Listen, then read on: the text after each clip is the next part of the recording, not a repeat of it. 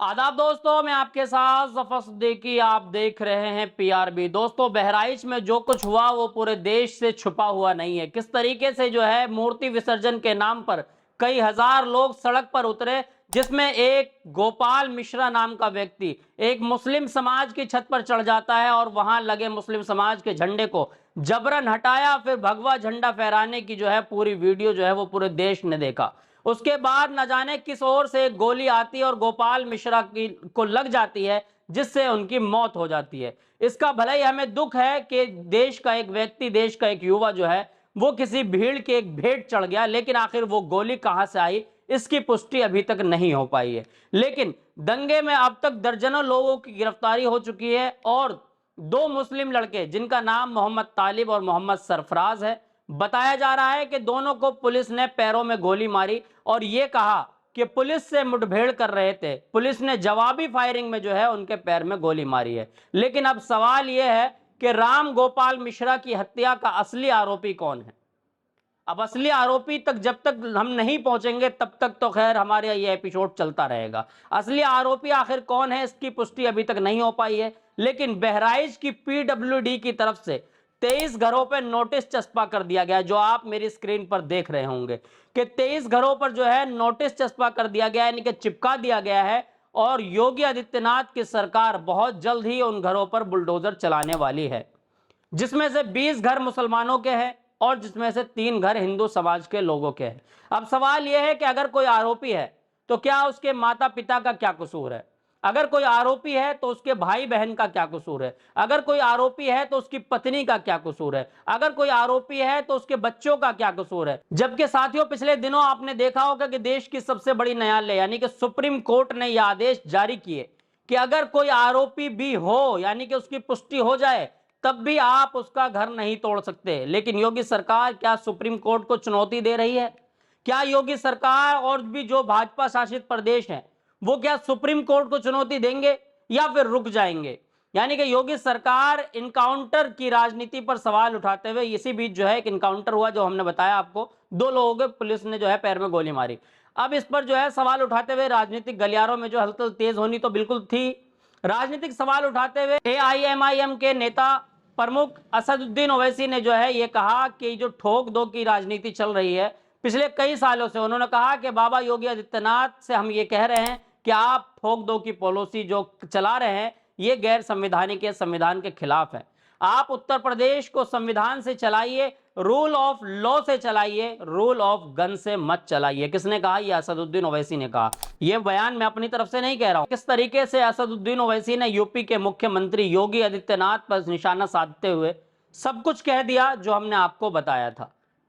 वहीं इलाके के जो लोग हैं, जो जिस इलाके में दंगा हुआ, जिस इलाके में दंगे वाले हालात बने, उस हालात में जो लोग रह रहे हैं उनमें से किस तरीके से जो है लोगों को परेशानियों का सामना करना पड़ रहा है, यानी कि जहां पर नोटिस भी चिपकाए गए हैं, मकान को तोड़ने की तैयारी चल रही है। अब मुसलमानों के अंदर किस तरीके का डर और खौफ का माहौल है, ये तो देखकर आपका भी दिल दहल जाएगा कि भारत को आजाद हुए 78 साल हो गए दोस्तों, लेकिन देश का मुसलमान यानी कि अल्पसंख्यक, यानी कि सबसे कम आबादी वाला जो मुसलमान है, आज के वक्त में कहीं ना कहीं वो अपने आप को डरा हुआ, थका हुआ महसूस कर रहा है। अल्पसंख्यक के साथ जो जुल्म हो रहा है वो मैं अपनी जुबान से बयान नहीं कर सकता। आइए उन्हीं की जुबानी सुनवाते हैं कि वहां की महिलाएं किस तरीके से इस वक्त अपना वक्त गुजार रही हैं, किस तरह डर का माहौल है, कुछ खाने पीने की व्यवस्थाएं नहीं है। कहा यह भी जा रहा है, महिलाएं खुद कह रही है कि पानी पीकर भूखे रहकर वक्त गुजार रहे हैं। चलिए आइए हम इस बयान को भी आपको सुनवा देते हैं, उन्हीं की जुबानी क्या कुछ कह रही हैं।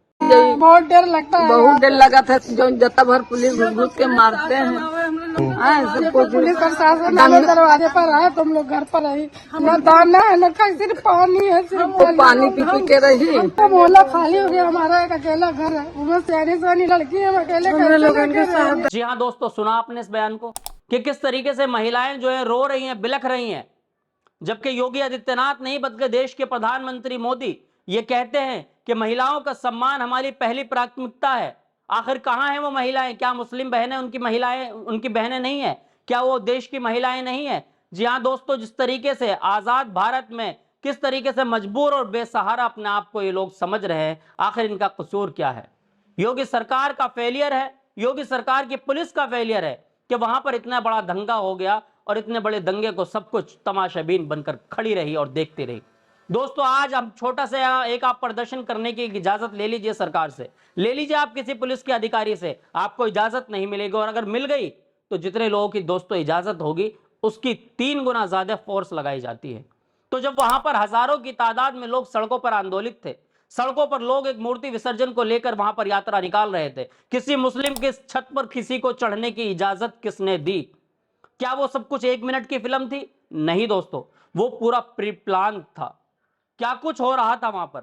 वो व्यक्ति पहले छत पर चढ़ता है, कितनी बुरी तरीके से उसको नफरत के अंदर जो है उसको ये कह सकते हैं कि धकेला गया था उस व्यक्ति को। मैं उसका कोई जो है वो जुर्म नहीं समझता जो छत पर चढ़ा।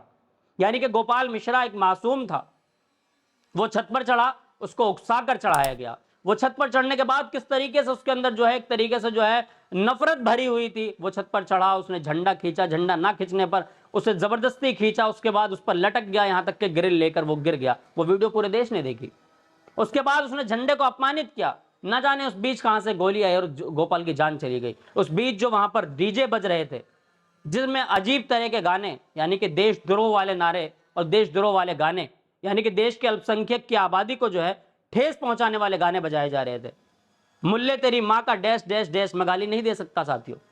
इस तरह के जब गानों का अल्फाज इस्तेमाल किया जाता है, मुल्ले काटे जाएंगे राम राम चिल्लाएंगे, ये इस तरह की भाषाओं का इस्तेमाल करना गैर संवैधानिक है।